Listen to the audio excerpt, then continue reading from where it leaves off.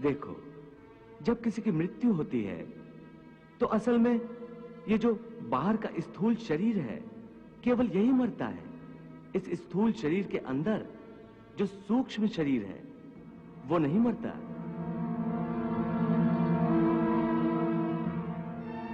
वो सूक्ष्म शरीर आत्मा के प्रकाश को अपने साथ लिए मृत्यु लोक से निकलकर दूसरे लोकों को चला जाता है।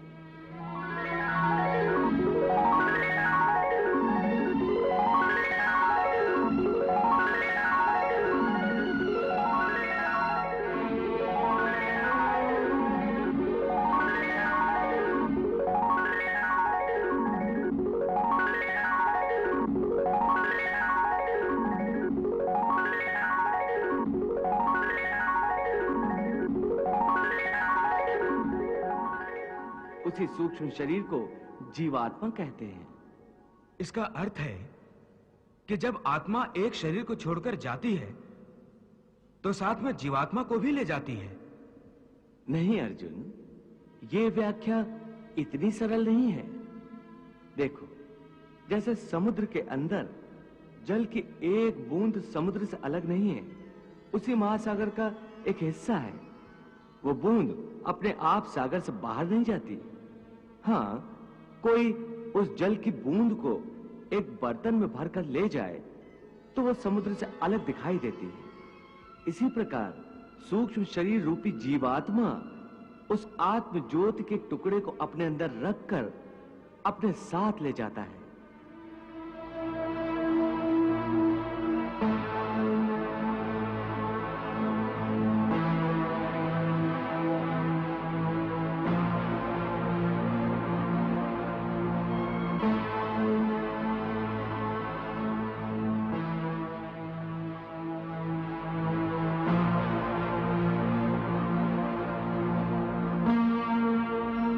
जीवात्मा की यात्रा है जो एक शरीर से दूसरे शरीर में, एक योनि से दूसरी योनि में विचरती रहती है। हे महादेव, भगवान श्री कृष्ण परमात्मा, आत्मा और जीवात्मा की व्याख्या करते करते मनुष्य के स्थूल और सूक्ष्म शरीर की बात कर रहे हैं। मेरी ये जानने की इच्छा है कि इस सूक्ष्म शरीर का आकार क्या होता है? देवी, सूक्ष्म शरीर का आकार प्राणी के बाहरी स्थूल शरीर जैसा ही होता है, परंतु वो बहुत छोटा होता है, अति लघु रूप और इतना सूक्ष्म होता है कि साधारण मानवीय चक्षुओं से दिखाई नहीं देता। प्रभु, भले ही छोटा है पर है तो शरीर, फिर क्यों नहीं दिखाई देता? क्योंकि उस शरीर में पृथ्वी और जल जैसे स्थूल तत्व नहीं होते, इसलिए स्थूल चक्षुओं को वो दिखाई नहीं देता। देवी, भगवान की इस महाविशाल सृष्टि में भिन्न-भिन्न लोकों में रहने वाले जीवों के शरीर भिन्न-भिन्न तत्वों से बने होते हैं। भगवान, मानव शरीर 5 तत्वों से बना है, परंतु उसके अंदर सूक्ष्म शरीर एक ही होता है? नहीं देवी, उस स्थूल शरीर के अंदर भिन्न-भिन्न स्तर पर 5 शरीर होते हैं। पहला अन्नमय कोश, जो बाहर का स्थूल शरीर है, जिसे देखा जा सकता है। दूसरा प्राणमय कोश, यहां से सूक्ष्म शरीर आरंभ होता है, जिसे देखा नहीं जा सकता। यह प्राण शक्ति का केंद्र होता है।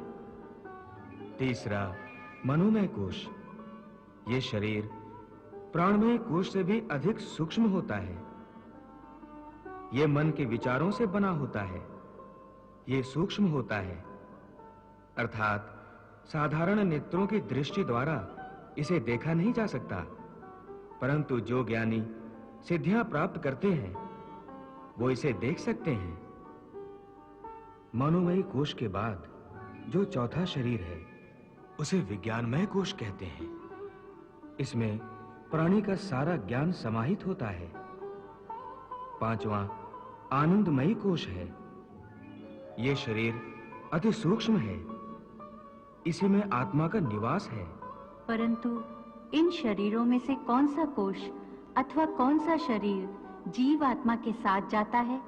देवी, मृत्यु के पश्चात जीवात्मा मनोमय कोश को धारण करके आगे जाता है। इस सूक्ष्म शरीर में उसके साथ पुराने जन्म के संस्कार, उसकी भली बुरी वृत्तियां, उसके पापों और पुण्य के हिसाब इस प्रकार उसके साथ जाते हैं जैसे वायु अपने साथ फूलों की सुगंध ले जाती है।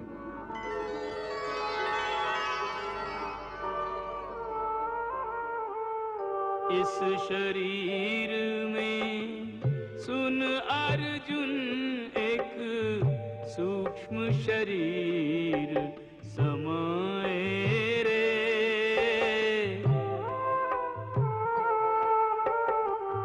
ज्योति रूप वही सूक्ष्म शरीर तो जीवात्मा कहलाए रे।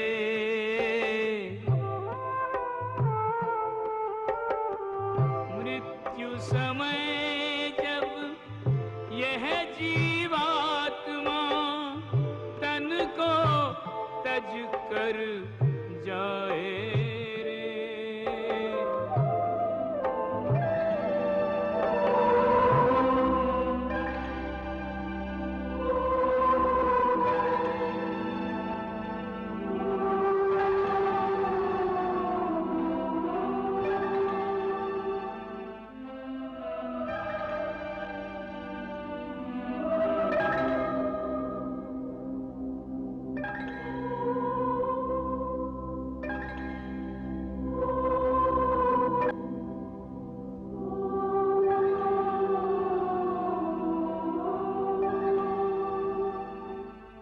मृत्यु समय जब यह जीवात्मा तन को तज कर जाए रे।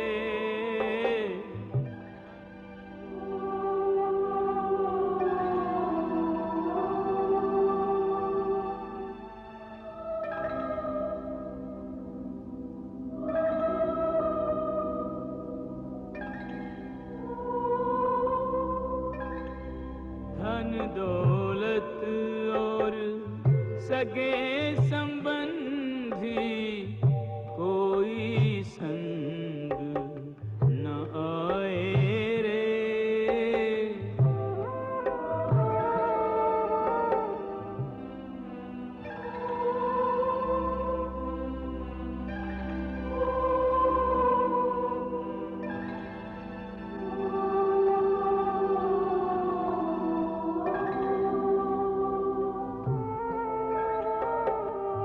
धन दौलत और सगे संबंधी कोई संग न आए रे।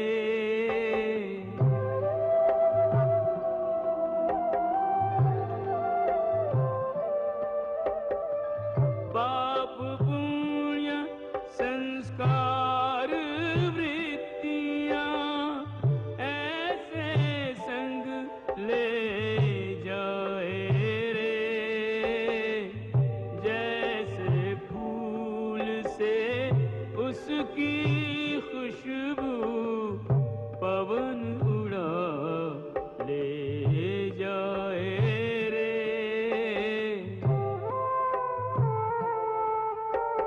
संग चले कर्मों का लेखा जैसे कर्म कमाए रे।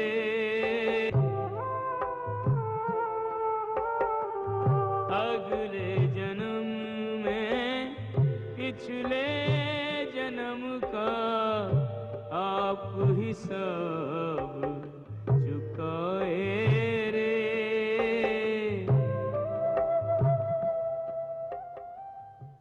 हे अर्जुन, जीवात्मा जब एक शरीर को छोड़कर जाती है तो उसके साथ उसके पिछले शरीर की वृत्तियां, उसके संस्कार और उसके भले कर्मों का लेखा जोखा अर्थात उसकी प्रारब्ध सूक्ष्म रूप में साथ जाती है।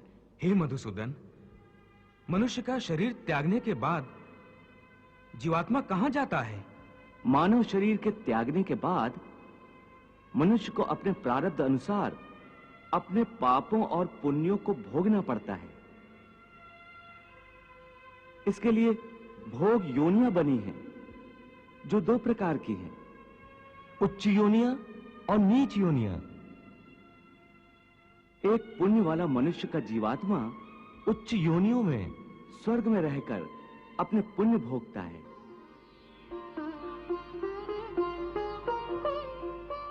और पापी मनुष्य का जीवात्मा नीच योनियों में नरक में रहकर अपने पापों को भोगता है।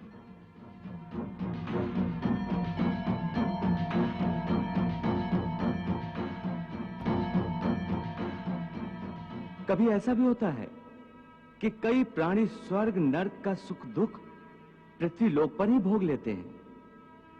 इसी लोक में?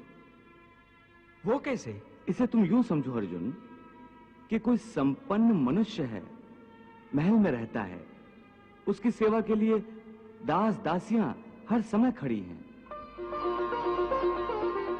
उसका एक इकलौता जवान बेटा है जिसे वो संसार में सबसे अधिक प्रेम करता है और अपने आप को संसार का सबसे भाग्यशाली मनुष्य समझता है।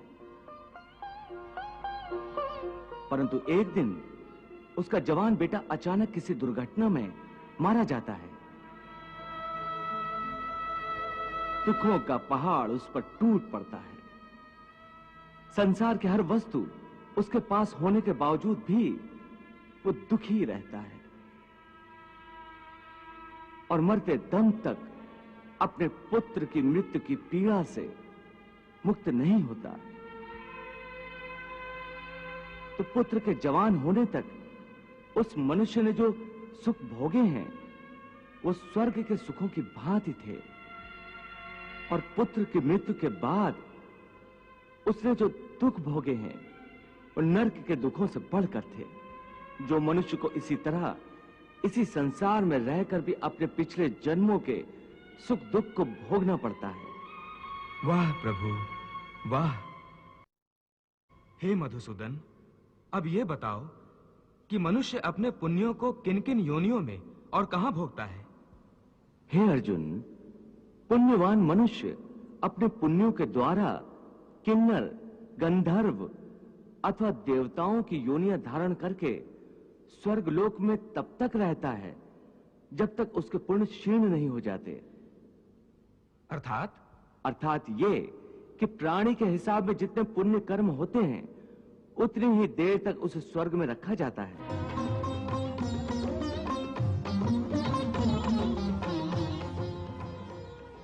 जब पुण्यों के फल की अवधि समाप्त हो जाती है तो उसे फिर पृथ्वी लोक में वापस आना पड़ता है और मृत्यु लोक में पुनर्जन्म धारण करना पड़ता है।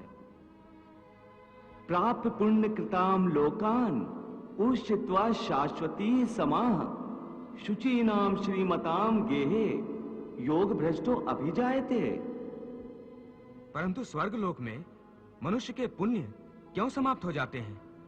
वहां जब वो देव योनि में होता है तो वो अवश्य अच्छे कर्म करता होगा, उसे इन अच्छे कर्मों का पुण्य तो प्राप्त होता होगा।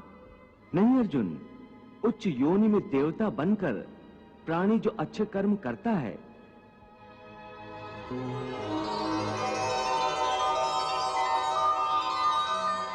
या नीच योनि में जाकर प्राणी जो क्रूर कर्म करता है, उन कर्मों का उसे कोई फल नहीं मिलता।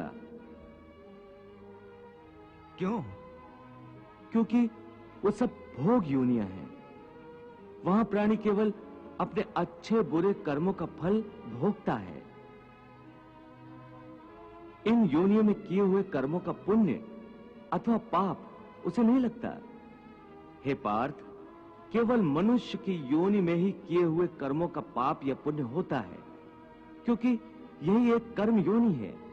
इसका अर्थ यह हुआ कि यदि कोई पशु किसी की हत्या करे तो उसका पाप उसे नहीं लगेगा,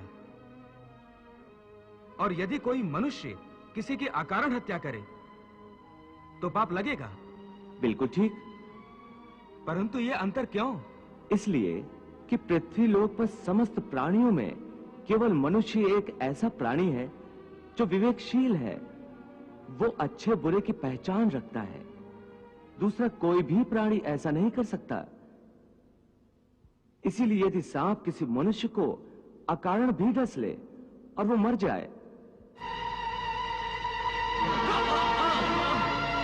तो सांप को उसकी हत्या का पाप नहीं लगेगा। इसी तरह शेर दूसरे जानवरों की हत्या करता है तो उसे उसके पाप नहीं लगता। या बकरी का उदाहरण लो, बकरी किसी की हत्या नहीं करती, घास फूस खाती है, इस कारण वो पुण्य की भागी नहीं बनती।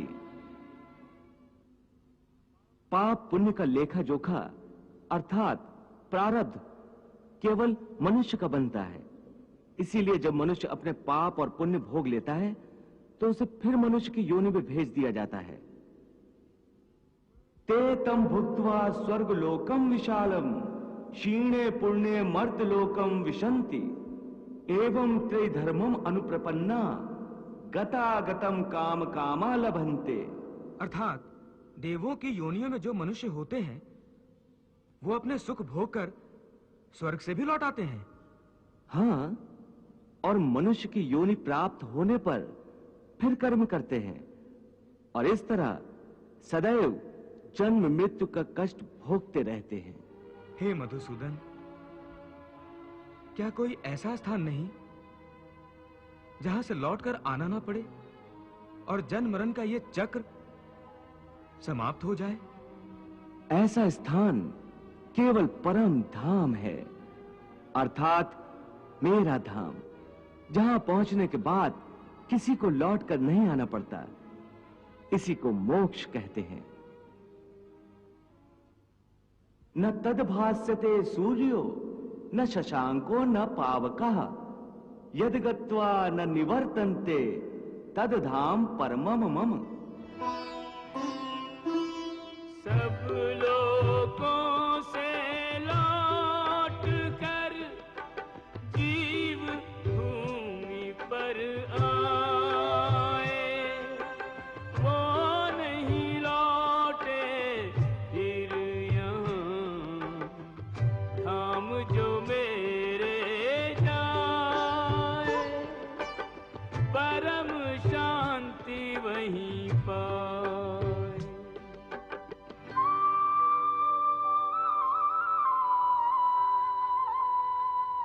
हे अर्जुन, मनुष्य जन्म का प्रधान उद्देश्य मोक्ष प्राप्त करना है और यह मोक्ष केवल मनुष्य योनि द्वारा ही प्राप्त हो सकता है। इसीलिए मनुष्य के शरीर को मोक्ष का द्वार कहा जाता है। हे अर्जुन, मानव शरीर बड़ी मुश्किल से मिलता है, इसे यूं ही गंवाना नहीं चाहिए। देवता भी मानुष शरीर की आकांक्षा करते हैं, परंतु मनुष्य की विडंबना यही है कि वो इस शरीर को अर्थात मोक्ष के अवसर को गंवाता रहता है। सारी आयु भोग विलासों में बिताता है, यहां तक कि जब शरीर छूटने का समय आता है तब भी वासना उसका पीछा नहीं छोड़ती।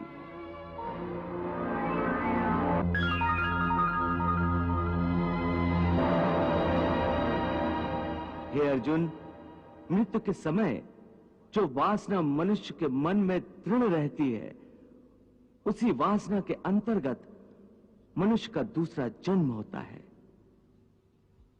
यम यम वापि स्मरन् भावम त्यजति अन्ते कलेवरम तम तमे वैति कौन्ते सदा तद भाव भावितः।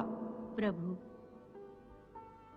भगवान श्री कृष्ण ये क्या कह रहे हैं कि मृत्यु के समय मनुष्य के मन में जो वासना या अधूरी कामना होती है, मनुष्य का अगला जन्म उसी के अंतर्गत होता है।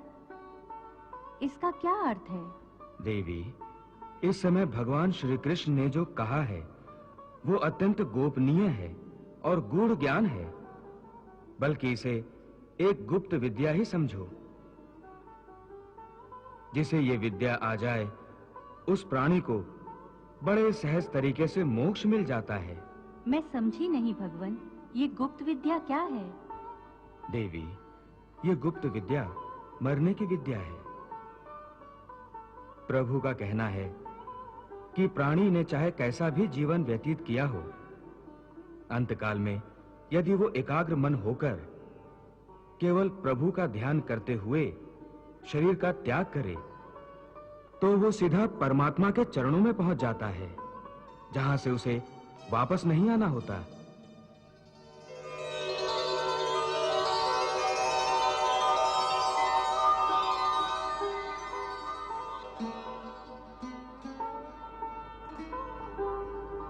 अंतमता सोई गता, अर्थात मृत्यु का क्षण बड़े महत्व का क्षण होता है। इस क्षण में प्राणी जिस बात का ध्यान करता है, उसी के अनुसार उसे दूसरा जन्म प्राप्त होता है। भगवान, इस गूढ़ बात को कोई उदाहरण देकर समझाने की कृपा करें। देवी, इस संबंध में महर्षि जड़भरत से अच्छा क्या उदाहरण हो सकता है? जड़भरत? जड़भरत एक निष्पाप ऋषि थे। वो मुक्ति के द्वार तक पहुंच चुके थे। उन्होंने हिरण के एक बेसहारा बच्चे को पाल लिया था। उस बच्चे से उनका मन इतना लग गया था कि हर समय उन्हें हिरण के बच्चे की ही चिंता लगी रहती थी। यहां तक कि अपनी मृत्यु के समय भी उनका ध्यान उसी बच्चे में था।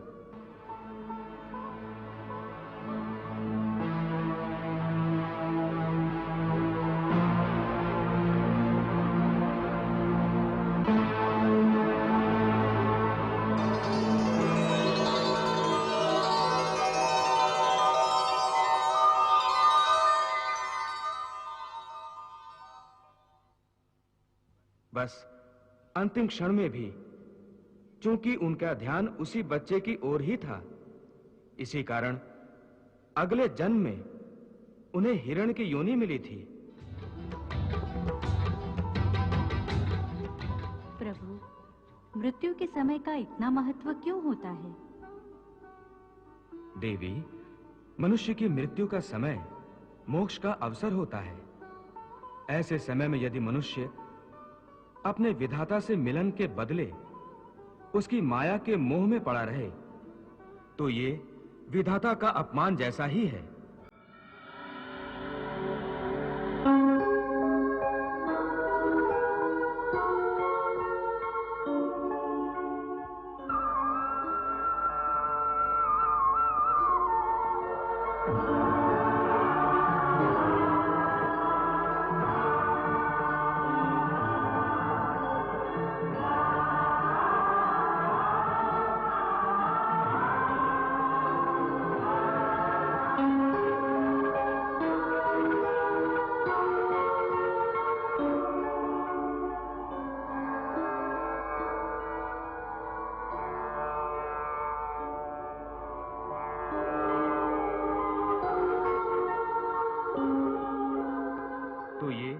विधाता का अपमान जैसा ही है कि वो अपने विधाता से अधिक महत्व उसकी बनाई हुई माया को देता है।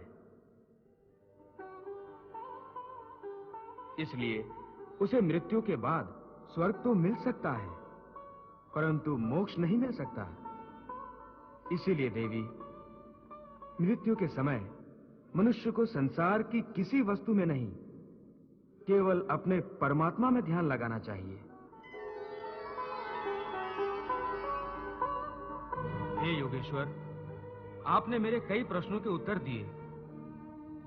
एक प्रश्न और पूछना चाहता हूं। सुना है कि मृत्यु के समय मनुष्य को बड़ा कष्ट उठाना पड़ता है, चाहे वो मृत्यु युद्ध भूमि पर किसी शस्त्र के घातक घाव के कारण हो या अपने आप आए। क्या मृत्यु को आसान बनाने का कोई तरीका नहीं है?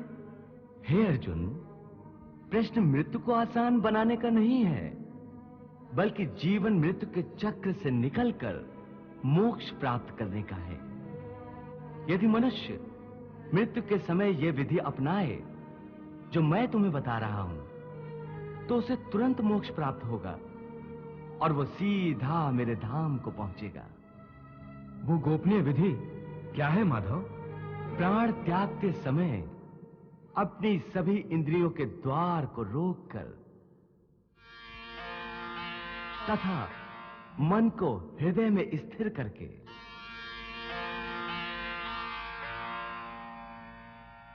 और प्राण को मस्तिष्क में स्थापित करके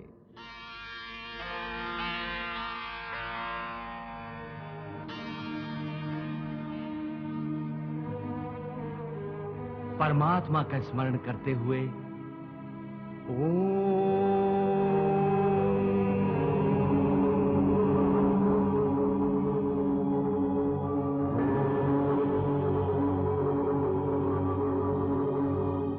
मंत्र का उच्चारण करे तो वो मनुष्य जीवन भर कितना ही पापी क्यों न रहा हो, उसे मोक्ष अवश्य प्राप्त हो जाएगा।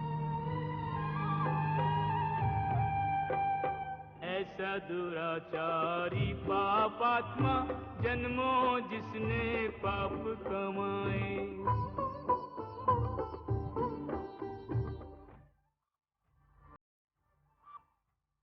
लेकर भाव अनन्य वो अर्जुन मेरी शरण में यदि आ जाए,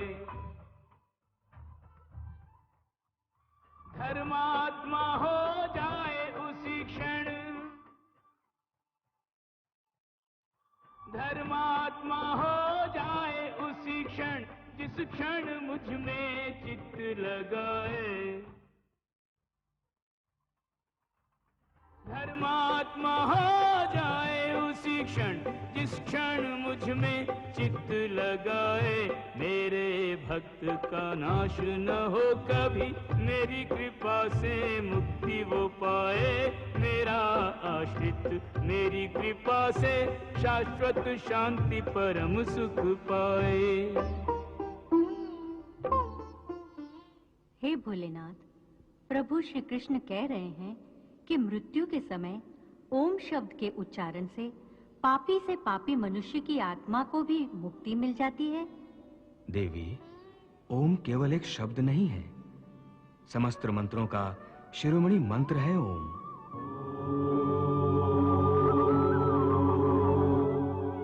इसकी महिमा अनंत है। आध्यात्मिक साधना की सफलता का केंद्र बिंदु ओम है। सिद्धि प्राप्ति का सूत्र भी ओम है। ये वो कमंडल है जिससे सारा ज्ञान और सारी सृष्टियां उत्पन्न हुई हैं।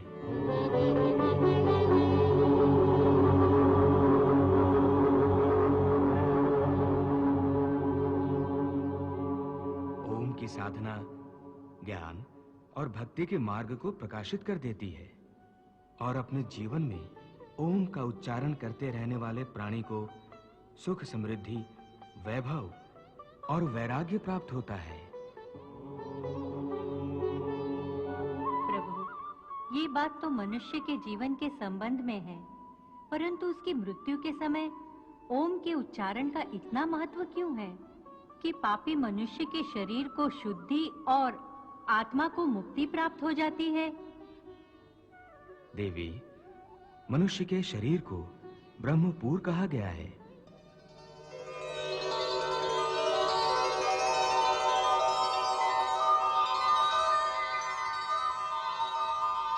और मानव देह के भीतर हृदय कमल में आत्मा की दिव्य ज्योति प्रकाशित रहती है।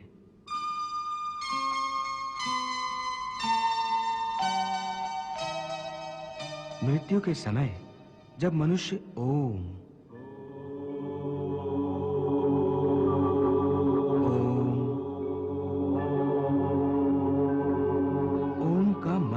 उच्चारण एक लय के साथ करता है तो आत्मा और परमात्मा दोनों ही महासुख और महा आनंद के साथ नाच उठते हैं और दोनों एक दूसरे से मिलन के लिए ऐसे व्याकुल हो जाते हैं जैसे युगों युगों से बिछड़े हुए दो प्रेमी सारी सीमाएं तोड़कर एक दूसरे में समा जाने को एक दूसरे की ओर बढ़ते हैं।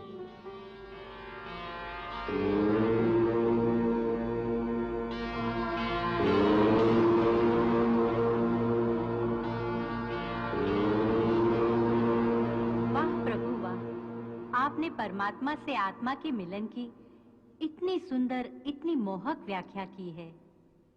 देवी, मानव शरीर को प्रभु ने मुक्ति का द्वार कहा है, परंतु मनुष्य इसके महत्व को समझ नहीं पाता। इसी महत्व के कारण मानव शरीर की रचना भी विशेष रूप से की गई है। मनुष्य का देह एक छोटा सा ब्रह्मांड है जिसमें समस्त लोकों का निवास है। ब्रह्मरंध्र ब्रह्मलोक का प्रतीक है। मानव शरीर में तीनों लोग कैसे समा गए हैं प्रभु? मनुष्य के शरीर में पैरों से नाभि तक भूलोक है।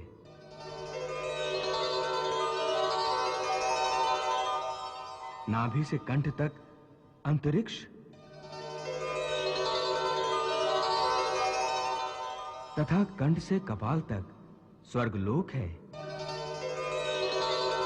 और कपाल में महा, जना, तपः और सत्यलोक है।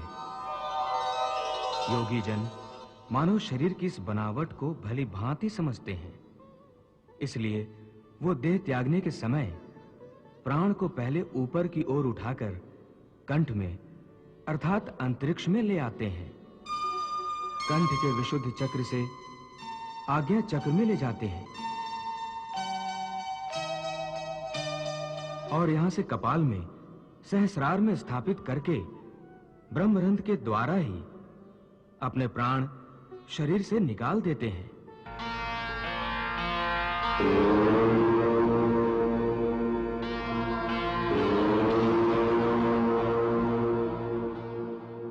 साधारण मनुष्य को इस विधि का ज्ञान नहीं होता, इसलिए उनके प्राण प्रायः दूसरे द्वारों से निकलते हैं। हे केशव, तुमने मेरे मन में ज्ञान की ज्योत जलाकर अज्ञान के अंधकार को नष्ट कर दिया है। मेरे मन से मोह और भ्रम के सारे पर्दे उठ गए हैं। अब मैं अपने आप को तुम्हारी हर आज्ञा के अधीन करता हूं। हे अर्जुन, तुम्हारे मुंह से ये बात सुनकर मुझे परम संतोष हुआ है।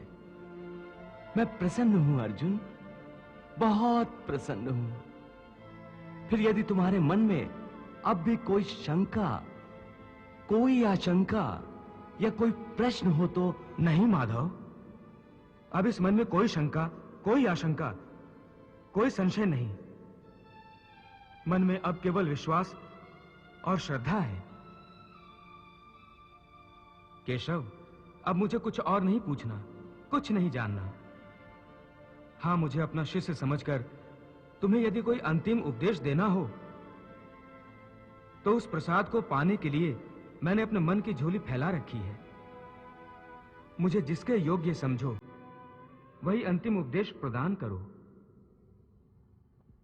सचमुच मेरा अंतिम उपदेश सुनना चाहते हो? हां केशव, अब तक जितना मैंने पूछा उतना ही तुम्हें बताया है। अब मैं चाहता हूं कि मेरे प्रश्नों की सीमाओं से भी परे जो और है वो अपनी इच्छा से तुम मुझे बताओ। यदि वो जानना चाहते हो अर्जुन जो तुम्हारी बुद्धि और तर्क से परे है, तो सुनो। मेरा अंतिम उपदेश बस इतना ही है कि अब तक जो मैंने तुम्हें ज्ञान, कर्म अथवा योग आदि की शिक्षा दी है वो सब भूल जाओ। सब पूजा की विधियों को, सब योग साधनों को और समस्त धर्मों को भुलाकर केवल मेरी शरण में इस प्रकार आओ जैसे कांटों से लहूलुहान और कीचड़ से लथपथ एक बालक रोता रोता भागकर अपनी मां की गोद में पनाह लेता है।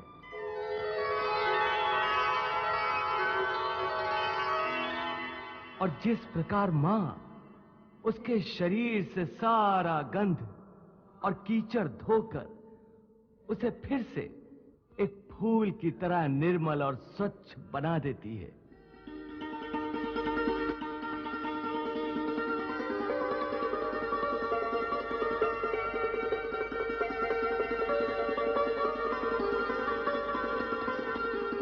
हे अर्जुन, उसी प्रकार मैं तुम्हारे समस्त पापों का मैल धोकर तुम्हें पाप मुक्त कर दूंगा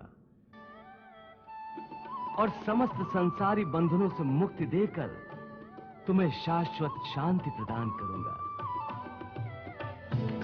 इसलिए सर्वधर्मान् परित्यज्य मामेकं शरणं व्रज, अहं त्वा सर्व पापेभ्यो मोक्षयिष्यामि मा शुचः।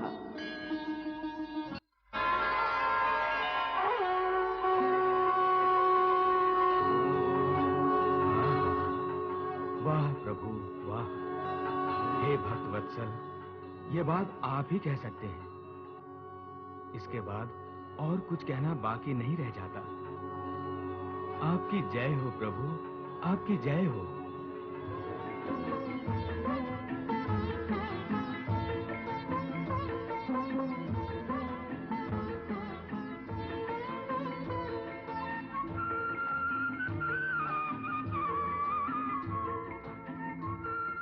हे केशव, सारे बंधनों से मुक्त होकर अब मैं अपने आप को तुम्हारे श्री चरणों में अर्पित करता हूं।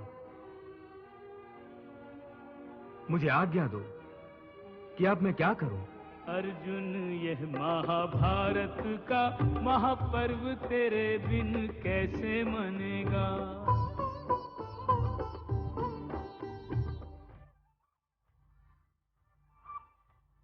धर्म के युद्ध में मौन रहा तो फिर कब तेरा धनुष तनेगा। तुझ पर लोग हंसेंगे युगों तक, तुझ पर लोग हंसेंगे युगों तक, तू ऐसी अपकीर्ति जनेगा। पर लोग हंसेंगे युगों तक, तू ऐसी अपकीर्ति जनेगा। स्वर्ग मिलेगा न कीर्ति मिलेगी, केवल पाप का भागी बनेगा। स्वर्ग मिलेगा न कीर्ति मिलेगी, केवल पाप का भागी बनेगा।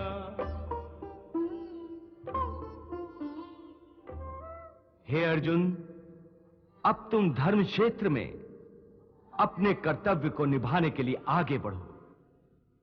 अपना गांडीव उठाकर उसकी प्रत्यंचा खींचो और अपने गांडीव की टणत्कार से युद्ध की घोषणा करो।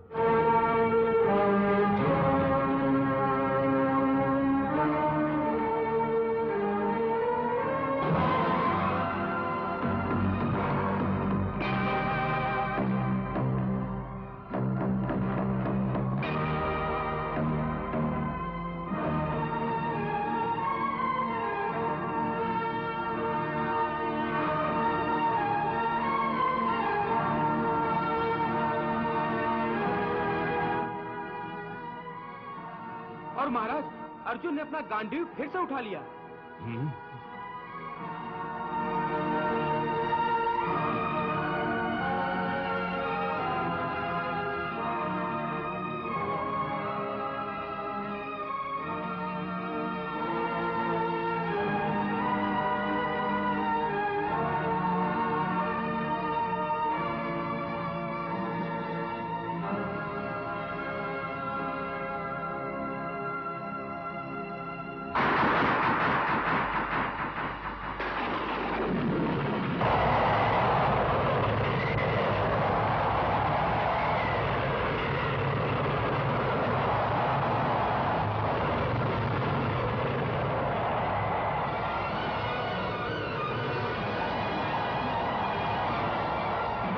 गांडीव की प्रत्यंचा खींचकर ऐसे टणकार की जैसे युद्ध की घोषणा कर रहा हो।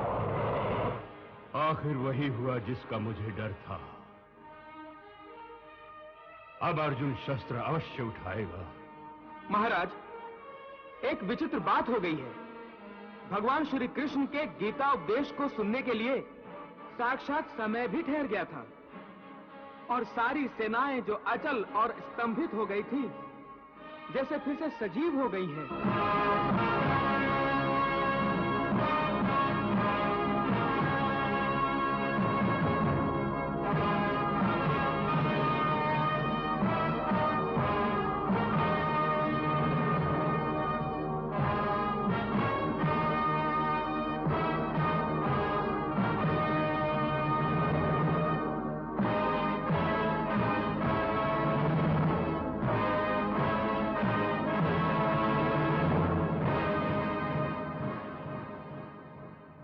गोया नींद से अचानक जाग पड़ी हूं। इसका अर्थ है कि अब कुछ ही क्षणों में युद्ध आरंभ होगा।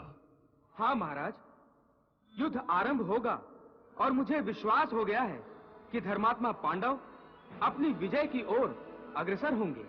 परंतु ये बात तुम इतने विश्वास से कैसे कह सकते हो कि विजय पांडवों की होगी? हमारे पक्ष में तात श्री भीष्म, आचार्य द्रोण, कृपाचार्य और ऐसे कई अनेक अजेय योद्धा हैं। सब हैं, परंतु श्री कृष्ण और अर्जुन तो हमारे पक्ष में नहीं है। तो क्या हुआ? महाराज, भगवान वेद व्यास ने जो दिव्य दृष्टि मुझे प्रदान की थी, उसके द्वारा मैंने भगवान श्री कृष्ण का विराट और चतुर्भुज रूप देखा है। वो सर्वशक्तिमान है। यदि वो चाहे तो संसार की सारी सेनाएं भी एक ओर हो जाएं, तो उस सेना या व्यक्ति को पराजित नहीं कर सकती जिसके पक्ष में भगवान श्री कृष्ण स्वयं हो। इसीलिए मुझे विश्वास है कि जीत पांडवों की ही होगी। यत्र योगेश्वरः कृष्णो यत्र पार्थो धनुर्धरः तत्र श्रीर विजयो भूतिर ध्रुवा नितिर मतिर मम। जहां योगेश्वर भगवान श्री कृष्ण है और जहां गांडीव धनुर्धारी अर्जुन जैसा योद्धा है, वहां विजय श्री ही विजय श्री है। पराजय तो उनके पास भी फटक नहीं सकती, ये मेरा पूर्ण विश्वास है। हे अर्जुन, तुमने अपने गांडीव की टणत्कार से युद्ध की घोषणा तो कर दी है। अब अपने सारथी को आज्ञा दो कि मैं क्या करूं। केशव, मैं तुम्हें आज्ञा दूं? हे अर्जुन, इसमें आश्चर्य की क्या बात है? इस युद्ध में मैं तुम्हारा सारथी हूं और तुम मेरे महारथी हो। मुझे तुम्हारे इस रथ के घोड़ों की लगाम थामना है और तुम्हें गांडीव की प्रत्यंचा। इसलिए हे अर्जुन, जब तक तुम आज्ञा नहीं दोगे, तब तक मैं इस रथ को आगे कैसे बढ़ा सकता हूं?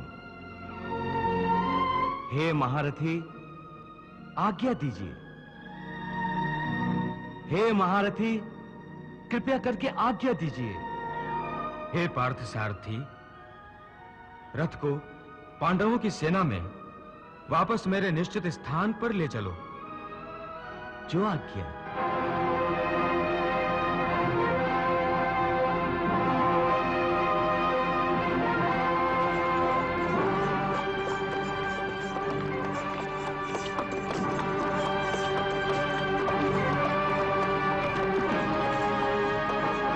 जय श्री कृष्ण। कर्मयोग में सबसे महत्वपूर्ण बात जो श्री कृष्ण ने कही है, वो है निष्काम कर्मयोग का तरीका। निष्काम कर्म का तरीका या फार्मूला ये है कि फल की इच्छा को या फल की आसक्ति को त्याग कर कर्म केवल इसलिए करो कि उस समय वही तुम्हारा धर्म है, तुम्हारा कर्तव्य है। सुनने को तो ये फार्मूला बड़ा सरल लगता है, पर इसका अभ्यास इतना कठिन है, इतना मुश्किल है कि कोटि कोटि प्राणियों में से कोई विरला ही निकलता है जो निष्काम कर्म की कसौटी पर पूरा उतरे। परंतु ऐसा भी नहीं कि संसार में कोई भी इस परीक्षा में पूरा नहीं उतरता। आखिर धर्म ग्रंथों में इसीलिए तो शिक्षा दी जाती है कि प्राणी उस पर आचरण करे, क्योंकि यदि प्राणी उस पर आचरण न करे या न कर सके तो उन धर्म ग्रंथों की शिक्षा बेकार है। इसीलिए जिस प्रकार भगवान ने कहा है कि वो धर्म संस्थापन के लिए हर युग में स्वयं अवतार लेकर प्रकट होते हैं, इसी तरह समय समय पर हर देश में ऐसे महापुरुष प्रकट होते हैं जो अपने उच्च आचरण से धर्म के नियमों का पालन करके दूसरे लोगों के लिए धर्म का मार्ग सुगम बना देते हैं और समय समय पर मानव मूल्यों के आदर्श और मानव धर्म की स्थापना करते रहते हैं। कल्चर और धर्म में यह फर्क है कि कल्चर या संस्कृति देश और काल के अनुसार बदल सकती है, परंतु धर्म वो सिद्धांत है जो हर देश, हर काल और हर युग में एक सा रहता है। वही धर्म उपयोगी है जो केवल अतीत में नहीं बल्कि हमारे आज के सामाजिक संदर्भ में भी हमारे काम आ सके, हमें प्रेरित कर सके, हमारा मार्गदर्शन कर सके। वही धर्म अमर हो सकता है। निष्काम कर्मयोग के सिद्धांत की अमरता का यही प्रमाण है कि यदि त्रेता में भरत जैसा निरासक्त कर्मयोगी हो सकता है तो हमारे आज के जमाने में भी बड़े बड़े महान निष्काम कर्मयोगी हुए हैं। महात्मा गांधी, लोकमान्य तिलक,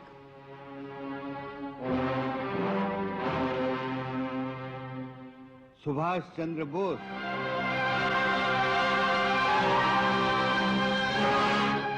अरविंदो घोष, मदर टेरेसा,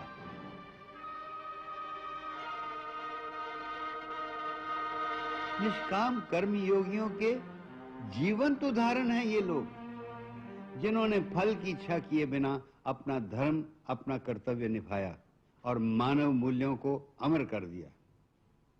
ये तो नेता लोग थे।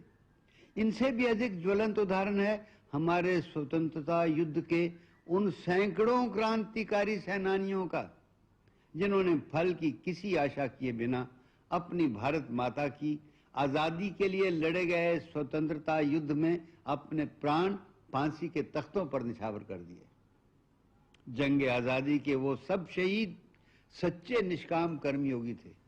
किस किस का नाम गिनाएं? भगत सिंह,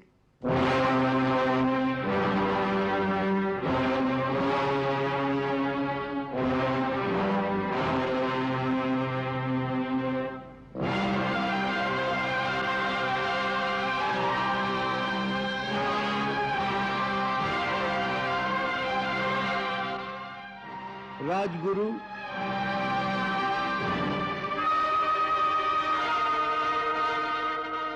सुखदेव, उधर यूपी की जेलों में बंद होने वाले अशफाकुल्ला। अल्लाहु अकबर, अल्लाहु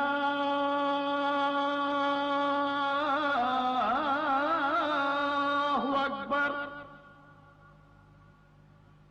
अल्लाहु अकबर, अल्लाहु अकबर।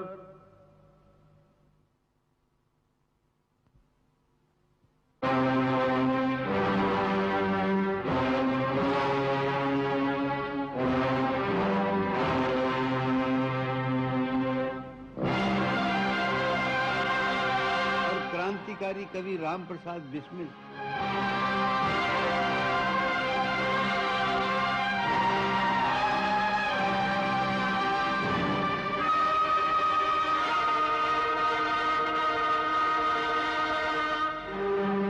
ये सब वो महान आत्माएं थीं जिन्होंने देश की आजादी पर मरना अपना धर्म समझा और हंसते हंसते फांसी पे चढ़ गए। निष्काम कर्म योग सिखाता है कि फल की इच्छा किए बिना अपना कर्म करो, परंतु ये वो महापुरुष थे जो फल की इच्छा तो क्या करते, उन्हें तो इस बात का पूरा यकीन था कि उन्हें कोई फल नहीं मिलेगा, कोई कुर्सी, कोई ओहदा नहीं मिलेगा। फिर भी ये समझकर कि देश की आजादी के लिए अपने प्राणों की आहुति देना उनका धर्म है, उन वीरों ने उस धर्म को निभाने के लिए मौत को गले लगा लिया। और किस प्रकार गले लगाया, जैसे कोई अपनी दुल्हन को गले लगाता है। फांसी का दिन आया तो बिस्मिल और अशफाकुल्लाह वो गजल गाते जा रहे थे जो बिस्मिल ने जेल में लिखी थी। सरफरोशी की तमन्ना अब हमारे दिल में है। सरफरोशी की तमन्ना अब हमारे दिल में है। सरफरोशी की तमन्ना अब हमारे दिल में है। देखना है जोर कितना, देखना है जोर कितना बाजुए कातिल में है। देखना है जोर कितना बाजुए कातिल में है। सरफरोशी की तमन्ना अब हमारे दिल में है। देखना है जोर कितना बाजुए कातिल में है।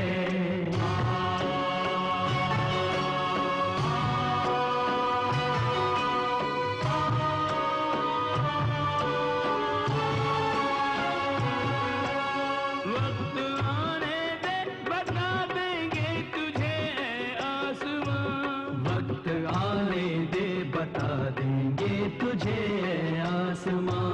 हम अभी से क्या बताएं, हम अभी से क्या बताएं, क्या हमारे दिल में है। हम अभी से क्या बताएं, क्या हमारे दिल में। लाहौर की सेंट्रल जेल में फांसी की ओर जाते हुए भगत सिंह और उनके साथी राजगुरु और सुखदेव पंजाब का मशहूर लोकगीत इस प्रकार गाते जा रहे थे जैसे किसी मेले में जा रहे हो। रंग दे मेरा रंग दे बसंती। रंग दे बसंती चोला, रंग दे रंग दे रंग दे रंग दे बसंती चोला। मायनी मेरा रंग दे बसंती चोला। मायने मेरा रंग दे बसंती चोला। उस चोले को पहन के निकले, उस चोले को पहन के निकले हम मस्तों का टोला। रंग दे बसंती चोला। रंग दे बसंती चोला। मायनी मेरा रंग दे बसंती चोला। मायनी मेरा रंग दे बसंती चोला।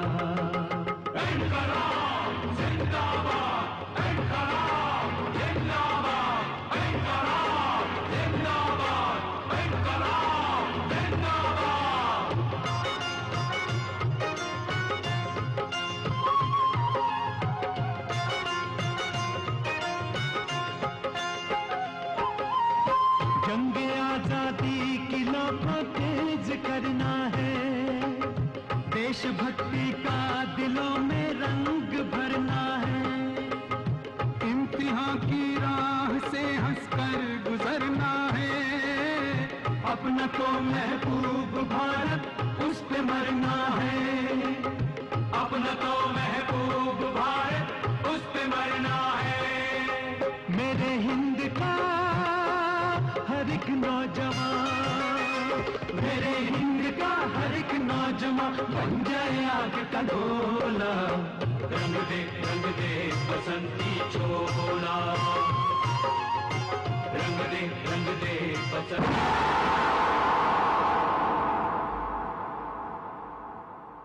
रंग दे मेरा रंग दे बसंती चोला। ये है एक निष्काम कर्म योगी का जीता जागता चरित्र। निष्काम कर्म का फार्मूला बताने के बाद श्री कृष्ण ने अर्जुन को एक और सहल फार्मूला भी बताया। उन्होंने कहा कि यदि तू और कुछ नहीं कर सकता तो केवल इतना कर कि मुझ परमात्मा की शरण में आ जा और तू जो कुछ करे, खाए पिए धन कमाए, जो करे दान करे, वो मेरे अर्पण कर दे। जैसे कि ये मेरा कर्म है जो तू कर रहा है, बस इतने से भी तेरी मुक्ति हो जाएगी। मैं तुझे अपनी शरण में ले लूंगा। यहीं से श्री कृष्ण ने भक्ति मार्ग के बीज बो दिए हैं। जय श्री कृष्ण। बहती रही गीता की गंगा, कर्म की धारा, भक्ति की धारा। अर्जुन के संग उस गंगा में करता रहा स्नान जग सारा।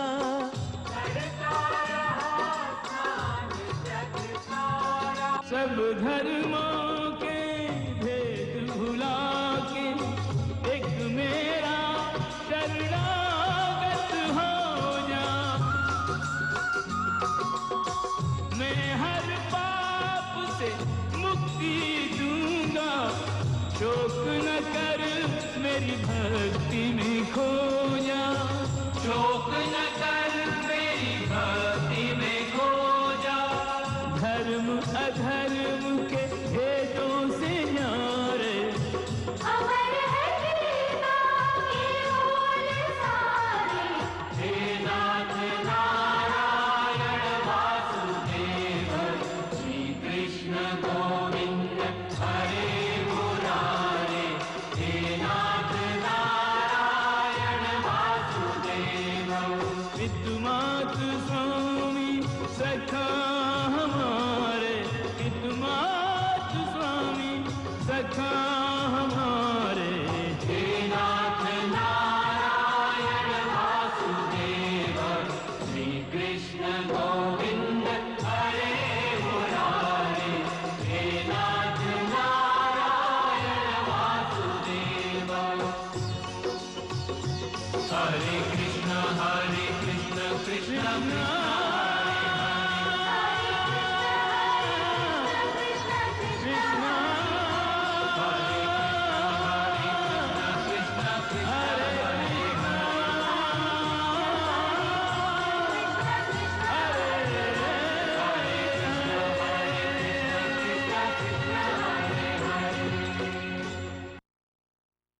जय श्री